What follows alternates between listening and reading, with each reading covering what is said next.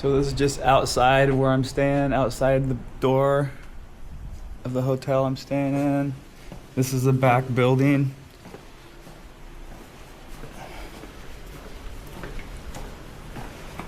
Just going to pick up my laundry.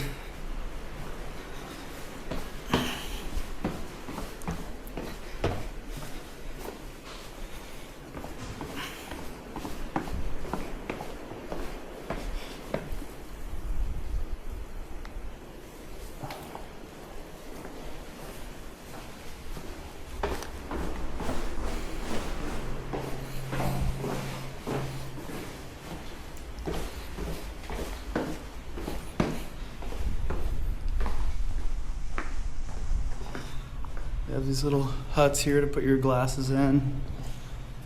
One nice thing, I haven't had to pay for any food or drink. It's already all paid for with just staying here.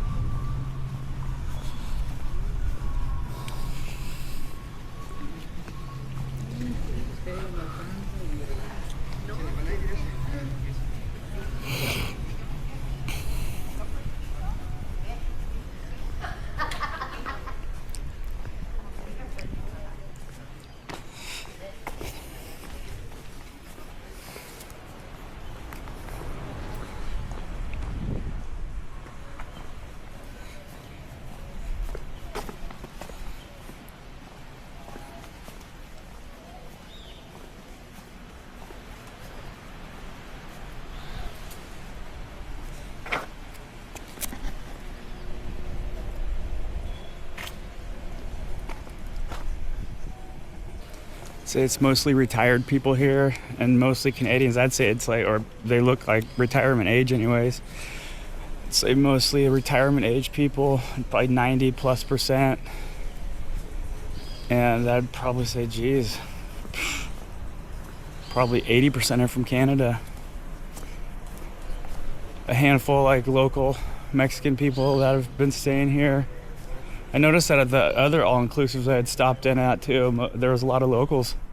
Not as quite as many here, but down in Ixtapa, where I walked into a handful of places which I didn't know were all-inclusives. There was a lot of local people there. I guess you get farther south. Here it's mostly gringos and mostly Canadians. But they're all having a good time drinking, and just basically mostly just drinking and eating and sitting around. It's a lot of food being consumed, a lot of booze. But yeah, I mean, temperature's pretty nice. It's a little bit cooler at night here than it is down in Ixtapa, Zihuatanejo, which is really nice. I'd say the temperature is a little bit warm for me down there. The taxi driver on the way to the airport, though, said that it was a little bit warmer than normal. That's the only time I've been down there, so that's the only thing I can just take his word for it. He said it was a little bit cooler than normal in December, and in January, for some reason, was a little bit warmer than their normal weather, so I don't know. I guess it all balances out. But when you look at the weather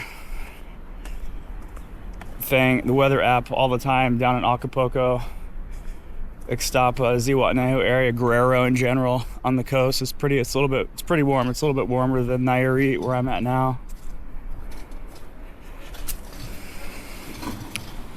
I got a bike this morning, so you can use bikes here. You can get massages. I haven't got any of those. Anything you have to make. I've tried making reservations at the nicer restaurants, but it just didn't work out. For whatever reason, I don't know. But yeah, just cruising around a little bit. I mean, it's still definitely warm.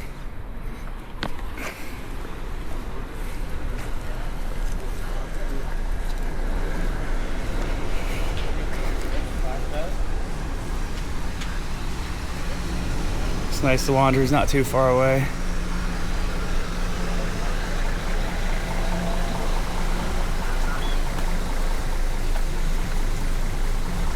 I'm gonna head out to Sayulita tomorrow. Spend a few days there before I head back to Hawaii. Actually 4 nights. I think 4 nights in Sayulita. I haven't been to Sayulita since I think 2019.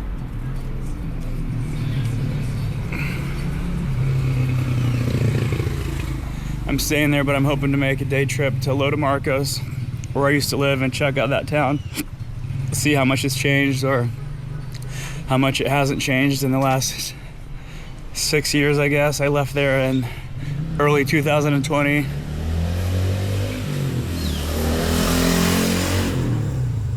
All right, yeah, here's the laundry, so it's just right down the street from the hotel. I don't know if they put it in a bag, or most of the time they do.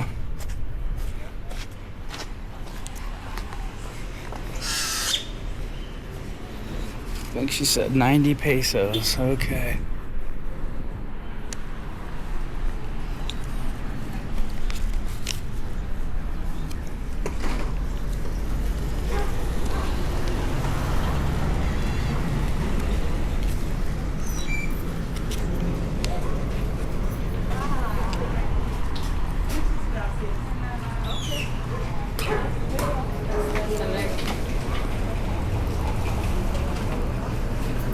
Hola.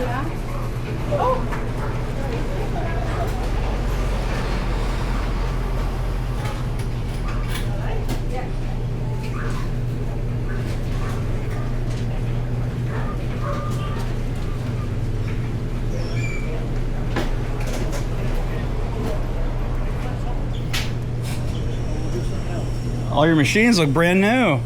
Yes.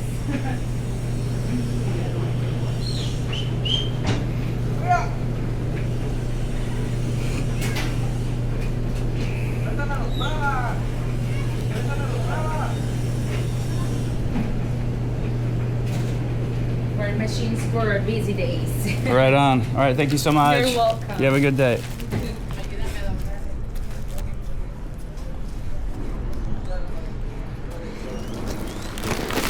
Yeah. 90 pesos for that laundry, that's not too bad. I paid more, I think in Merida I paid for about the same amount of laundry. I paid 160 pesos, which I thought was kind of expensive. It really varies. I mean, I think they have a set price per kilo, but I don't know, some places might get tired of dealing with gringos more than others, or they just raise their prices. Things are getting more expensive everywhere, so.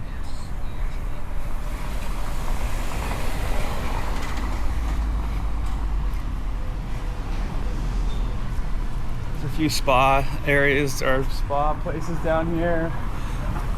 There's a few in the hotel I'm staying at too. It's a pretty big hotel. There's like 6 buildings, handful of different pools all around the buildings.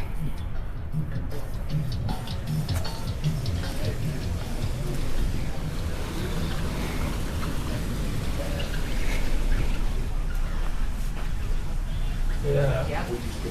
Even at 140 yards, you're still got cold for getting velocity.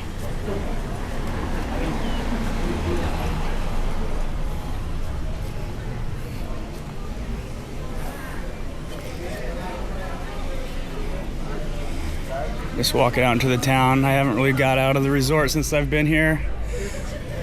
Figured it's already all paid for. I'm not spending money anywhere else, so.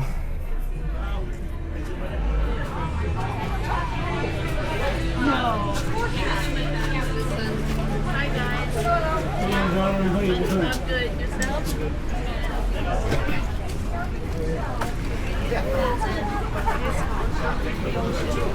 got lots of people. Lots of water. The whole place just went.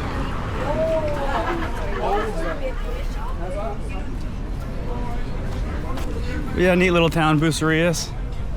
The little bit I've walked around.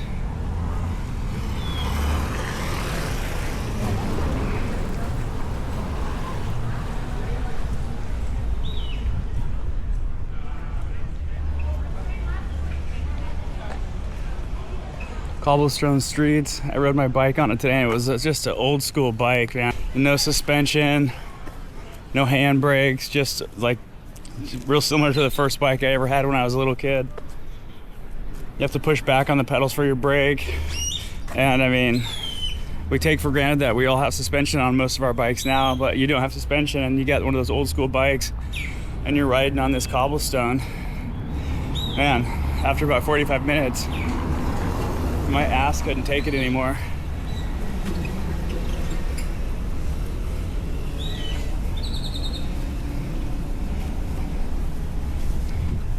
But it was nice, it was free with the hotel, so I think that's about the only thing besides the food that I've taken advantage of.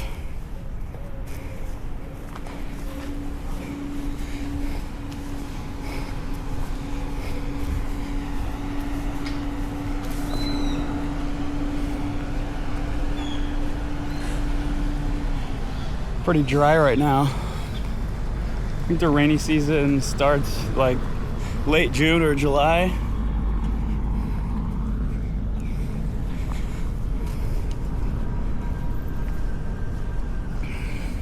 It's been kind of hazy that I've noticed, so I don't remember that being so hazy when I was staying in Lodo Marcos years ago. Not sure what that is, what kind of haze. Just pollution, or, I mean, obviously it's not fog, so I'm not sure what it is.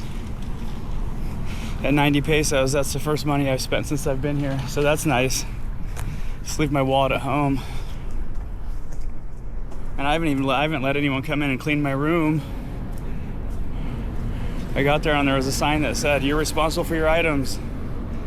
If they're stolen, you make sure you use the safe." I'm like, well, if I'm responsible for my items, which obviously we always are, I'm not letting anyone in my room. There's 2 towels, there's enough toilet paper. I just said, screw it. And who's getting in my room besides one of their employees with keys? So I figured, well, if they don't trust their employees, why should I? And I'm sure they're fine. They seem nice. I ask them for water. Every day when I see them, they give me a bottle of water. So they're nice, they've been friendly, but I'm not gonna lock my passport up. I had a story where last year I locked my passport in one of their safes over in Playa del Carmen, and then the safe wouldn't open. They said I broke it, and they wanted me to pay them 4,000 pesos to get a locksmith there to open it, and I was leaving in a couple hours, so of course I paid a locksmith 4,000 pesos, or paid the owner to take his cut or whatever was going on to open the safe. They opened it, the guy was there in a few minutes, they opened it and gave me my passport. But yeah, sorry, PTSD from things that have happened, you know? Any troubles I've had, and I'll take responsibility for most of them, but their safe not opening, that's definitely not my fault.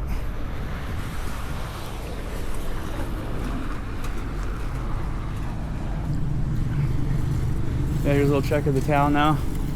I mean, there's Canadians cruising all over the place, so I guess it's somewhat safe.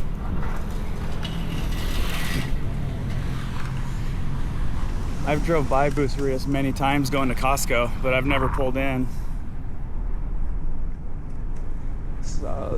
Salida. So most likely I'll just take a cab to Salida tomorrow. I'm more than happy to take cheaper transportation, but I don't know how much effort that's gonna take. My bag's kind of heavy. They're both backpacks, but one is a bigger backpack that has like a cover on it, so I just use the handle. I don't really feel like carrying it up here, but we'll see. Maybe I'll see something up here that makes me think it won't be too much trouble. I think checkout is at noon tomorrow, so we'll see. I haven't filmed that much since I've been here, so I'm just trying to get a little bit of filming in. Oh, here's a grocery store. Right on. I haven't needed any groceries. That place gives you everything you need. I'll eat dinner tonight. I'll probably drink tonight because it's free. And I'll probably get up in the morning and use their gym, try to get some food in, and just chill out the rest of the time. So yeah, I'm pretty familiar with this road. I've driven on it many times, but it's been years, but I mean, it's exactly the same. The weirdest shit, which I haven't seen it anywhere else in Mexico, but I haven't driven that much, but I've ridden in cabs and buses and stuff, is that when you take a left turn here, it's so weird. Rather than getting in the far left lane, you get in the far right lanes. When I first got here, I thought it was the craziest thing. I got in the left lane and I wanted to make a left turn, but I couldn't make a left turn. And I realized you had to get in the far right lane, so you, rather than be in the far left lane to turn left to be closest to where you're going, you get in the far right lane and then you have to turn all the way across the traffic, which just seems crazy to me. I don't know if anyone has any answers. Is that way it is everywhere in Mexico? I mean, I would assume so. It's probably just the traffic laws in Mexico, but it seems weird. So unnatural. It seems like you would get in the far, I mean, maybe that's just an American thing. You get in the far left lane. I don't know. I mean, I was totally thrown off. So obviously I had to go straight. I couldn't turn left. Otherwise someone would have honked at me or screamed at me or hit me with their car.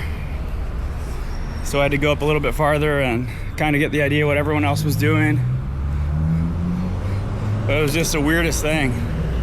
I didn't even think about it until I got back here and I saw that my cab driver was doing the same thing. So yeah, you get in this far lane to take a left. So weird. So weird. But yeah, this is the main strip. This is the road I'll be taking back to Sayulita, Lodo Marcos area. And it's back this way to the airport, which I won't be going that way again till I think Sunday. All right.